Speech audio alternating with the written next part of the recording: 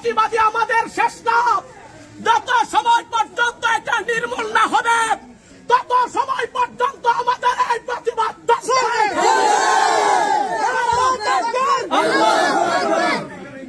কথা বলা ঠিক কিনা?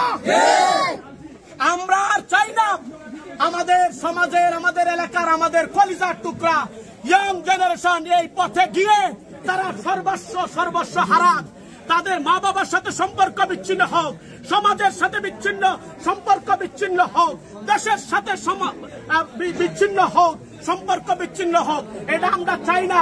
সেই জন্য যারা খেলেন তাদেরকে আমি অনুরোধ করব, ভাই আপনারা এটা ছেড়ে দেন।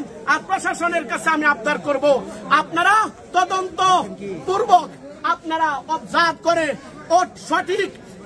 সঠিক বিচারের আইনের আওতায় আনতে হবে। কথা বলো ঠিক কিনা?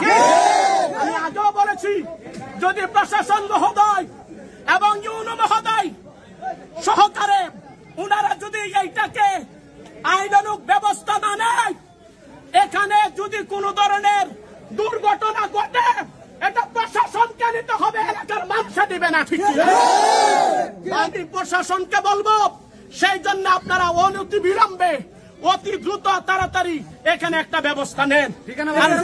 বাগমারা, ধরমপুর, ভিখারগাঁও, বিশেষ করে বাগমারা মসজিদের দক্ষিণ পার্শ্বেই খেলাটা হয়। আজকে আমরা গিয়ে ইনশাআল্লাহ এটা দেখেছি, সাংবাদিক ভাইরাও দেখেছে। আমি প্রশাসন সহকারে প্রিন্ট মিডিয়া সবাইকে আমি ধন্যবাদ এবং এলাকার সবাইকে ধন্যবাদ। আমাদের এই প্রতিবাদ সবসময় চলবে কি চলবে না? আমরা সাথে থাকবো কি থাকবো না? এখানেই খেলা হবে, সেখানেই রুন্দা হবে। সবাইকে কবুল করেন, আপনাদেরকে ধন্যবাদ। সবাই এখানে চা খেয়ে যাবেন আমার পক্ষ থেকে।